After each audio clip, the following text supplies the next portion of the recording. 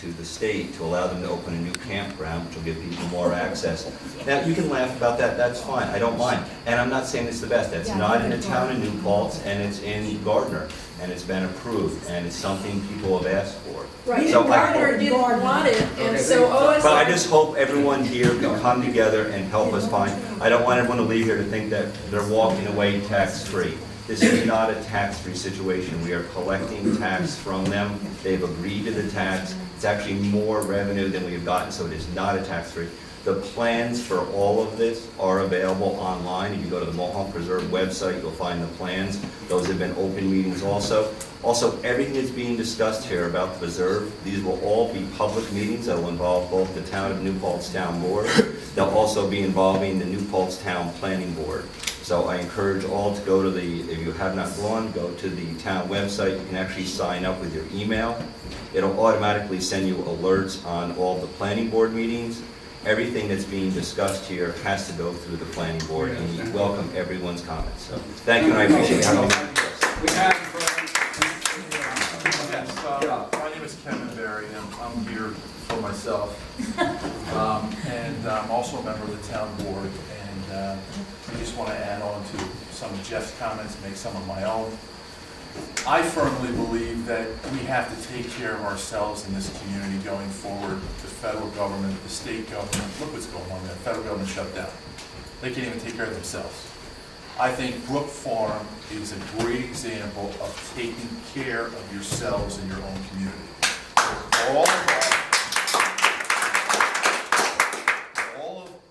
All of us here, OSI, the Preserve, we all have to talk about creating a new dynamic in this community to serve as a model for the rest of the country.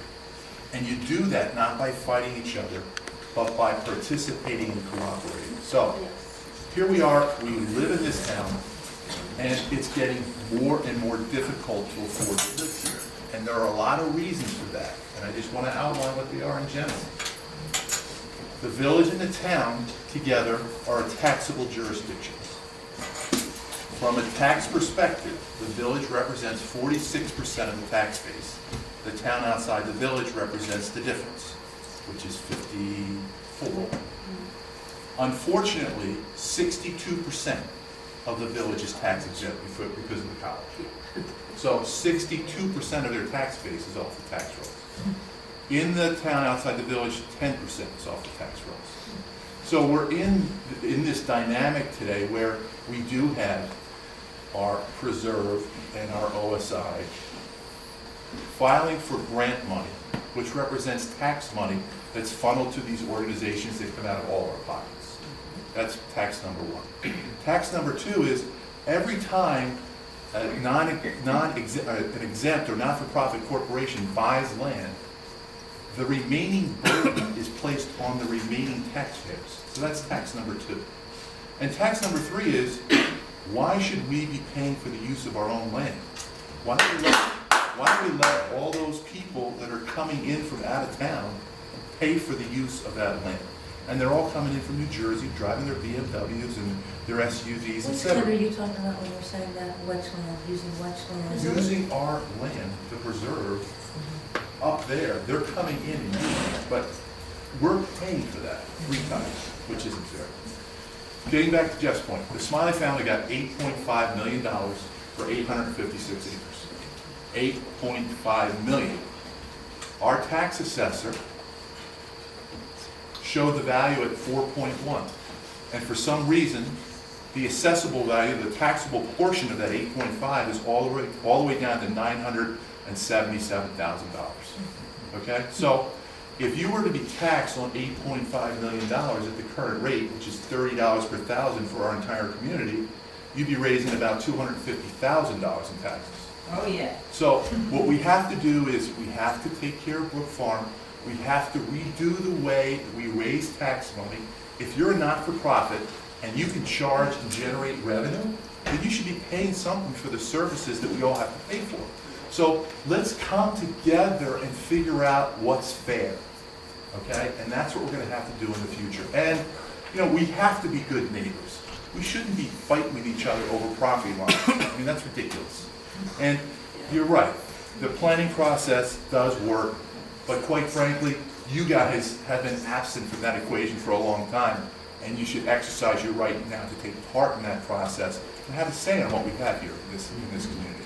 We have a great community, but we have to make it better. And that's what I want to do. Thank you.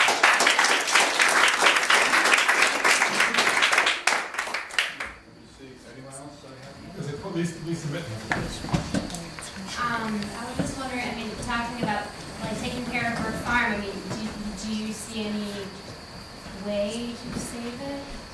I see, there's 50 different ways to save it. But you have to have the will to save it, and that's why we're all here. Yeah. Can you give us some of the others? One that will work? The way you save Brook Farm is take the save away. Why do you have to save it? Save it from what? Well, I think you have to preserve the lease. You have to preserve that Brook Farm How is many being acres? full. What's your footprint? 20 acres. 20 acres. How many acres are we talking about? 853? Why is 20 acres out of 853 so important? Because they're green. Exactly. They're green, and it's the prettiest acres there. and it Because looks they like belong to Bedford Village somebody else. I don't, that makes no sense to me. That's what we've been asking. I mean, that's the question, that's the number. But Doesn't they make won't sense. answer. So you need to have everybody on the same page going forward. We have to be the model for everybody else. And the way you have to do that is you have to think like a good person. You have to be a good person. And if you're good people, we should take care of each other. And that's what we have to do in this community. So the big money has to let us take care of ourselves. That's all I have to say.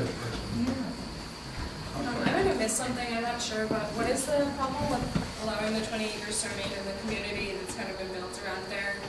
Just out of the forest. I know that as people from those. We're not a big. You're not allowed to ask that question or get the answer. Are you representing? I'm on the town board. Okay. This land is owned by OSI. They apparently inherited a lease from the Smiley family, Smiley Inc. And somebody has made the determination that they should go. And what you have here tonight is a determination that they should stay. So there's got to be a dialogue, and the dialogue should be premised on the fact that what is best for this community. And it doesn't necessarily involve bringing in an outside company to tell us what's best for this community if we already know. Can I have some kind of information then, like concrete steps? What have been the concrete steps? You're saying dialogue and people need to, Okay, what exactly, can you just tell Is anyone who us? hasn't spoken, please? Well, no, I just would like to know what concrete steps Brook Farm has taken in terms of trying to communicate with OSI. And by the way, I've covered meetings and been a journalist for like 35 years. I think that this has been a very positive meeting overall. I don't think anybody, maybe a couple people cursed about it, but basically this is an open exchange and nothing here is frightening. People are trying to keep people foolish. You know, I've covered a lot worse in my time, so, you know, I think it's good to get the ideas out. So I just wanted to know, what are the concrete steps that you all have been trying to take to communicate with us? We can talk to that, we're going to have to get out of here soon. Well- 9 o'clock, is that Well, the? Yeah. No, is it 9 or 10? Who's kicking It's us out of here? That's what I want. Yeah, exactly. That's the spirit, that's what people are. Okay, let's see. Larry. Okay, Susan Wick. I would like to speak a little bit about the farming. I'm 13th generation farming on my father's side. Get the Indian from my mom's side. But anyway, my dad went to Cornell University, got a degree in agriculture. Part-time farmer, had to pay the bills, had 9 kids. That's the way that goes. But anyway, I have found that farming in an incubator program, from what I've read and seen, and I haven't been to Glenwood, so I can't speak about that, is not effective. What is effective is apprentice farming. That is the way it's been done for very good people. 4-H, Future Farmers of America. I was on the vegetable judging team. We went to nationals. You know, and it wasn't because I worked on an incubator farm, who I have been on some and asked them questions, and they're like, huh? They don't even know about putting worms in the compost pile.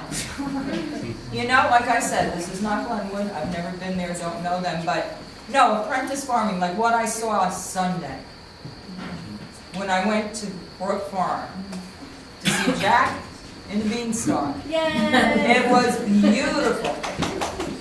And that's what kept me on point tonight with my anger. I kept thinking I was speaking to those beautiful children that were sitting there. And what I would not want them to see, I did not present. Thank you. Yeah, well, I just want to say that I agree with everything this woman just said about apprentice farming. I mean, it's a really big issue, and there's lots of incubator farms across this country, but I'm not here to talk about that. I just wanted to address your point a little bit. I want to thank also the other people in the room for encouraging this like really positive dialogue. And I'm just going to go like kind of state the facts here, but I mean there are no board members of the Brook Farm Project who are present at this meeting. There are no board members of the Brook Farm Project who are either in a position, they're in a political, they might have, their careers might not be, it might not allow them to save Brook Farm. Their family might not allow them to save Brook Farm. And the thing is that Brook Farm Project is a nonprofit organization run by a board of directors, and they're the ones who are allowed, they're the ones, the legal entity who makes leases, who negotiates the leases and the terms, and they have not been able to do what you suggested to save Brook Farm and taking care of the self. And so that's where we are right now, and there have been the Friends of the Brook Farm who formed in April, who have been that spirit of taking care of self and the farm, and they don't have the standing, or they haven't been able to use their standing as members of the public, and as CSA members and supporters to have that conversation. Then I would suggest this, that you're trying to take Brook Farm and incorporate it into the fabric of our community, correct? Because it is part of the fabric. Yes, that's what you've been doing. So now we have to plan for how that fabric survives and flourishes going forward. So I suggest that this group of people spend a little bit of time on the structure that would have to be created in order to ensure that. And then we'll have a discussion about, from a community standpoint, how we can make that a reality. But it would go beyond just Brook Farm, too. It should involve the other farms that we want to get woven into this fabric so that we become self-sufficient, so that we become this one community. That's what I suggest that you do, so we can build on this Brook Farm issue and make it a bigger issue, create a structure that will make it better for all of us here. That's what I want to do. And I just want to respond to that. I think that that's a really great idea. I think we need to flesh out what that means Yes. a lot more. Yes. I'm right now like, I And think that's right that's now. how we're going to redo things here, by fleshing those things out and getting a firm understanding going forward. Yeah, go ahead. I think a couple of the folks who've spoken about the issue of civility make a good point, namely that the best way to get a resolution to the struggle that we are seeing in front of us is through communication and dialogue.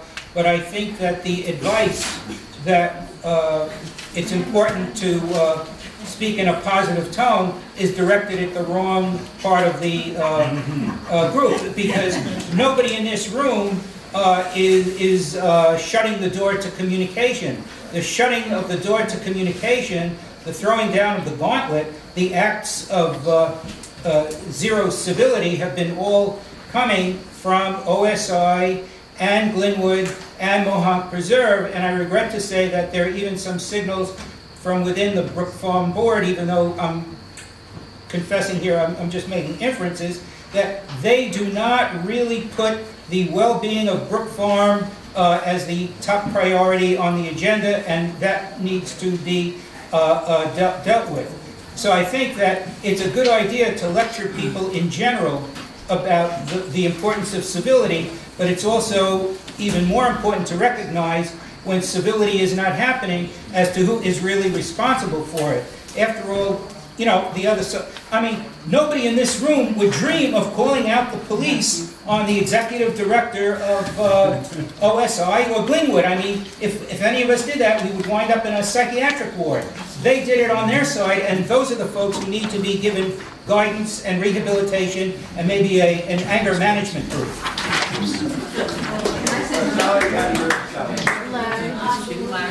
I have a question to you, because I really like the way, you're talking about interlining different farm communities. I'm Sally Berman. I live in Rosedale, but I'm a CSA member and a supporter of Brook Farm.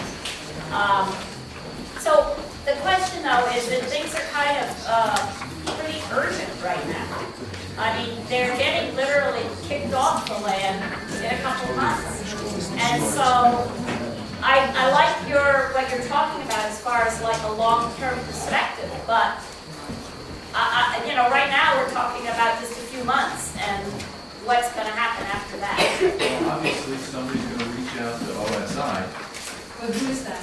Well, it could be a group of people that comes before the town board at our next town meeting and asks us to somehow engage in a discussion with OSI about this project. Yeah. So I think that Okay. Right, we got someone here, you want to? Yeah. Hi, I'm Karen Pardini. I live on Clove Valley Road. I have my own problems with Mohawk Preserve and Bob Vandenberg, who works with OSI. I want to say to Lisa and Creek that I know what you're up against. I understand how hard it is to at times negotiate and mediate and find a way around the issues. I don't know that Brook Farm is going to be able to stay on this land, in all honesty, having my own dealings and having gone through things with OSI and the Mohawk Preserve.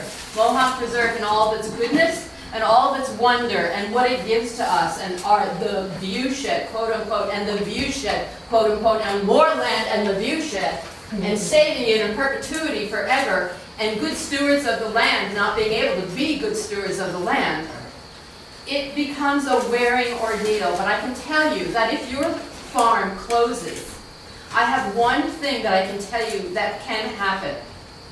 Before your lease ends, before it is up, I guarantee you I can put together some money. We will plow those fields, we will take that soil, and we will put it somewhere for that farm to continue someday when it finds its roots. But I tell you, with Bob Vandenberg at the helm, and the good cops, which are the Mohawk Preserve, who manage everything that's given down to them, I can tell you that you are up against a wall that I don't know that you can move through. The force of OSI, the force of Glenwood, and what they bring to the community is fabulous and wonderful. The force of individuals like us, it is very difficult to navigate. And I can tell you that if you want to save this farm and all of this excellent land and the soil that has been worked and poured over, there has to be a way to save it. If you walk out in December 30th and you leave that soil in the ground to go start somewhere else, you have lost. The only way I can see that you win is if you take that soil and you make it the community's project to reestablish this farm, Brook Farm, somewhere else, with arms around you, arms around this soil, arms around this land, arms around every crop that has been grown there. It is an important issue. It's an important issue for our community. It's an important issue for our food. It's for our families. And it's a statement. It's a strong statement that when the green comes and it becomes very large and we are cut out of it on certain levels, not all levels, but certain levels, we need to reestablish how we can move ourselves back in. I have worked and negotiated and mediated with Ron Knapp, who is the president as a board director of Mohonk Preserve. We have sat and talked for hours and hours about our problems with Mohonk Preserve and who deserves and who owns the land.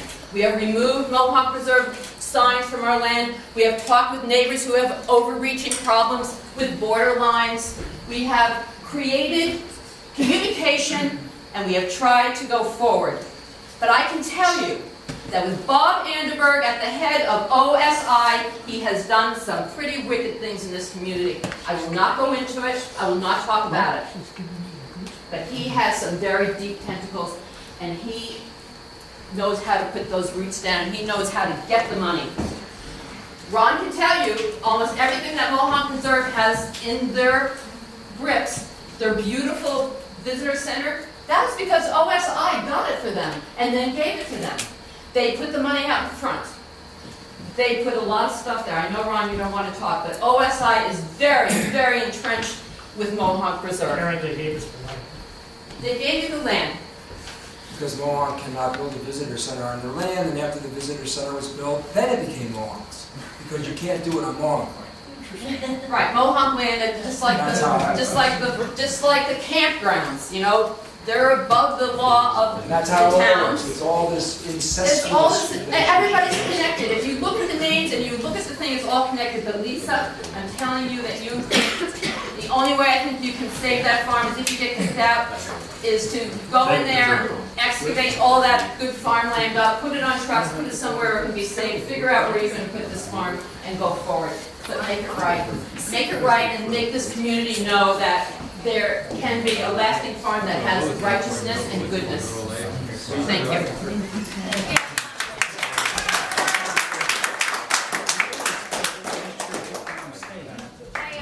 I kind of alluded to some of this when I was reading from Severin's thing, and also to talk about that structure that Kevin's very you're referring to. And I just, while we're all still here, and all of you might not be at the next meeting, I just want to share that one of the things that's so precious about community farms, I mean, in this area, I came from Long Island most recently, and there's a lot of nonprofit, community, grassroots farms that have sprung up. Dan Gunther founded a lot of them. And they're nonprofit organizations, many of them, and they're run by nonprofit boards. And when Creek and I were traveling across the entire Northeast last winter, trying to figure out where we wanted to have it be our home base for life and farming, there were a whole lot of farmer job openings in this region, and at these nonprofit farms. And there are many, many nonprofit farms that experience one different farmer every single year. And this is a loss to farming. I mean, it's a loss to the community. You cannot run a business by having a different person in charge from year to year. I mean, this guy, Guy Jones, he has a legitimate farm business because he owns that land. Tally Farrow, he has a legitimate